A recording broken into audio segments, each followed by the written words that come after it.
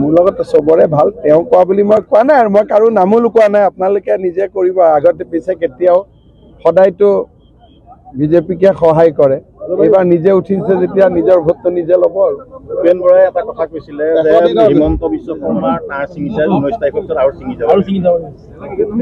এইটো আপোনালোকে নিজে জানে আপোনালোক সাংবাদিক আপোনালোকে নিজে জানে যে কি হ'ব পাৰে 19 তাৰিখৰ পিছত আহিব চাব ধুনীয়াকৈ বিশ্বনাথৰ চাহপাত গছ গছনি আমাৰ ৰাইজক চালে ভাল পাব পাঞ্জাৱৰ লগত বহুত ডিফাৰেঞ্চ আছে মানে নহয় যিটো কথা কৈছে ভূপেন বৰাই যে 100 দিনৰ সময় কি ভিত্তিত দিছে মানে এতিয়া তেওঁক আপোনালোকে নুসুধিলে নেকি ভাল কৰি সুধিছো উত্তৰ দিয়া নাই তেতিয়া কি ক'ব যা নিজৰে উত্তৰ নাই আৰু মই কি উত্তৰ দিম তেওঁৰ ফিল আপ দ্য ব্লেংকছখিনি আৰু মই কৰিব নোৱাৰো হয় নহয়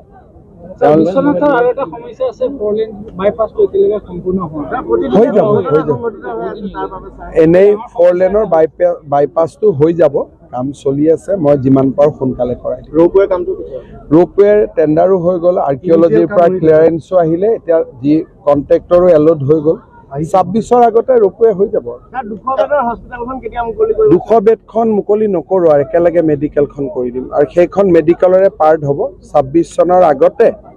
মেডিকেল কলেজ বুলিয়ে পোষ্টবোৰ ক্ৰিয়েট কৰিম নহ'লে আৰু স্পেচিয়েলিটিজবিলাক নাপাব নহয় মানুহে সেইকাৰণে একেবাৰে মেডিকেল কলেজ বুলি লৈ দুইখনে আৰু এই বছৰটো গ'লে আৰু উদ্বোধনৰ ডেট বিচাৰিম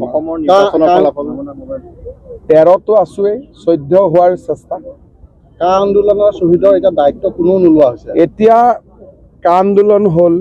2 কোটি মানুহ আহিব বুলি ক'লে এজনতো নাহিল আবেদনো মাত্ৰ এজনে কৰিছে গতিকে কা আন্দোলনটো যে এটা ফাঁকি আছে সেই কথাটো অখিল গগৈ লুৰিণ গগৈ গৌৰৱ গগৈ এইবিলাকে মানি ল'ব লাগে আৰু শ্বহীদসকলৰ পৰিয়ালৰ ওচৰত গৈ ক্ষমা খুজিব লাগে আৰু অসমত আবেগৰ ৰাজনীতি আৰু কেতিয়াও নকৰোঁ বুলি প্ৰতিজ্ঞা কৰিব লাগে আৰু নহ'লে মই কৰাই দিম মই কৰাই দিম মই 2-4 দিন চাওঁ নহ'লে তেওঁলোকৰ ওপৰত মাৰ্ডাৰ কেছ লগাম এইবিলাক যিবিলাকে আন্দোলন কৰিছিল কাৰণ সত্যৰ ওপৰত আন্দোলন কৰিলে কেছ নহয় অসত্যৰ ওপৰত আন্দোলন কৰিলেতো কেছ হ'ব আপোনালোকেও যোনে যোনে নিউজ কৰিছিল সেইবোৰ আমি এভিডেন্স হিচাপে ল'ম আপোনালোকৰ আগত যোনে ষ্টেটমেণ্ট দিছিল 2 কোটি আহিলে ট্ৰাকবিলাক ৰখি আছে সোমাবই আৰু কালি সেইবিলাক এভিডেন্স হ'ব হয় নহয় এটা নিৰ্বাচনত প্ৰভাৱ পৰিব নেকি লোকসভা নিৰ্বাচনত প্ৰভাৱ পৰিব আৰু আমি 14টা জিকিম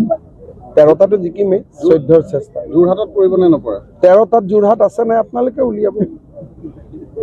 হয় নহয় হ'ব থেংক ইউ